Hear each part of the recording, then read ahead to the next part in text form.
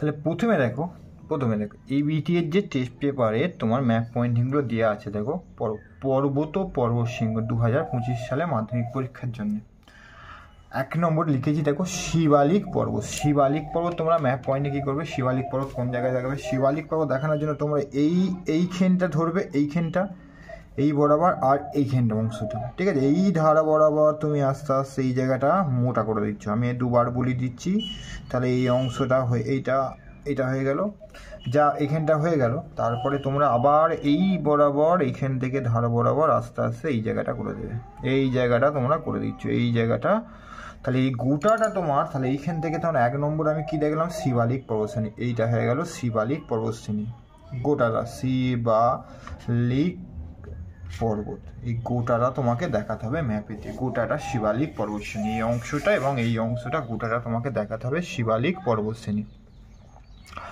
এবারে 2 নম্বর দিয়ে দেখো আরাবল্লী পর্বত। তাহলে 2 নম্বরে আরাবল্লী পর্বত কী করবে, আরাবল্লী পর্বত এই যে বাঁক আছে রাজস্থানের, এই রাজস্থানের বাঁক থেকে একটু সরে আসবে, প্রায় 1 সেন্টিমিটার মতো, 1 সেন্টিমিটার মতো সরে এসে এই বরাবর আস্তে আস্তে উপর দিকে তুমি উঠে যাবে। এই বরাবর আস্তে আস্তে এটাকে মোটা বোল্ড করে দেবে, এটাকে কী করে দেবে, বোল্ড করে দেবে।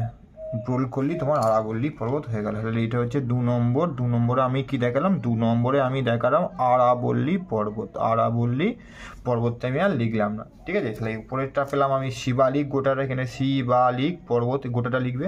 2 নম্বর দেখালাম আরাবল্লী পর্বত। এবার 3 নম্বর হচ্ছে সাতপুরা পর্বত। তাহলে সাতপুরা পর্বত ম্যাপ পুরো। তাহলে দেখো এই যে অংশ মোহনা দেখতে পেয়েছো, নর্মদা নদীর যে মোহনা, এই বরাবর বলেছিলাম বিন্ধ্য পর্বত, এই বিন্ধ্য, আবার এই যে নদী মোহনা আছে, এই নদী মোহনা ধার বরাবর একটু সরে আসবে, সরে এসে প্রায় 1 থেকে 1.5 সেন্টিমিটার মতো সরে আসবে, 1 সেন্টিমিটার একটু সরে আসবে। এইটা মোহনাটা নর্মদা, এটা তাপ্তি নদীর মোহনা। এই ধারা বরাবর শুরু করে এই জায়গাটা তোমার হয়ে যাচ্ছে কি, তোমার কি পর্বত, 3 নম্বর হচ্ছে সাতপুরা পর্বত। 3 নম্বর হচ্ছে সাতপুরা, এইটা হয়ে গেল তোমার সাতপুরা পর্বত। 4 নম্বর দিয়েছে নীলগিরি। তাহলে নীলগিরি পর্বত তোমরা কী করে অঙ্কন করবে। দেখো এইখানে আমরা শিখেছিলাম কাবেরী নদীর মোহনা আস্তে আস্তে এই যে বাঁকটা উপর দিয়ে একটু বাঁক হয়ে হয়েছে, এই বাঁকটা তোমরা ফার্স্টে ধরবে, বাঁকটা ফার্স্টে ধরার পর এই বরাবর তোমরা এই ধারটাতে আসবে, এই বাঁক বরাবর এইখানটায় ছোট করে দেবে। এইটা হয়ে গেল তোমার নীলগিরি পর্বত। এই জায়গাটা তোমাকে, তাহলে আমি কি বললাম, এই কাবেরী নদী মোহনার ঠিক ওপরে যে বাঁকটা আছে, বাঁকটার ওপর দিকটা উঠে গিয়ে তোমার এটা হয়ে যাবে নীলগিরি পর্বত। ছোট করে তোমরা করে দেবে নীলগিরি পর্বত লিখে দেবে। আমি পর্বতটা লিখলাম না, নীলগিরি পর্বত তোমার হয়ে গেল। 4 নম্বরে দিয়ে 5 নম্বরে যে গডউইন অস্টিন তোমাকে কি করতে হবে, অঙ্কন করতে হবে। গডউইন অস্টিন হচ্ছে কারাকোরাম পর্বতশ্রেণীর সর্বোচ্চ শৃঙ্গ। এই কারাকোরামটা আমি আঁকি আগে, কারাকোরামটা তারপর দিয়ে দেখাবো। কারাকোরামটা তোমরা করবে এই ধারা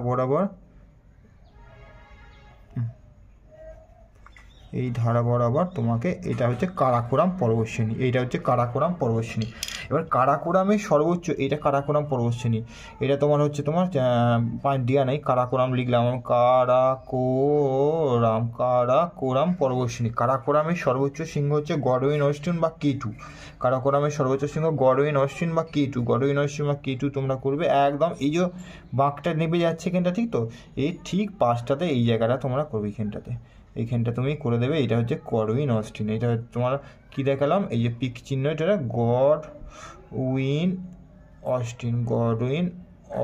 এটা ক নম্বর আছে, এটা হচ্ছে তোমার 5 নম্বর, গডউইন অস্টিন বা এর অপর নাম হচ্ছে K2, কারাকোরাম পর্বতশ্রেণী K2 বা গডউইন অস্টিন দেখানো হয়ে গেল। 6 নম্বর দিয়েছে কাঞ্চনজঙ্ঘা। ভারতে অবস্থিত হিমালয়ের সর্বোচ্চ শৃঙ্গ কাঞ্চনজঙ্ঘা অবস্থিত সিকিমে। এই ছোট রাজ্যটার নাম হচ্ছে সিকিম। একদম এই সিকিমের বর্ডারে, সিকিমের কি করবে, এই বর্ডারটাতে, এই জায়গায় বর্ডারটাতে আমরা বর্ডারটাই করবে, এবার এখানটা লিখে দেবে কাঞ্চনজঙ্ঘা।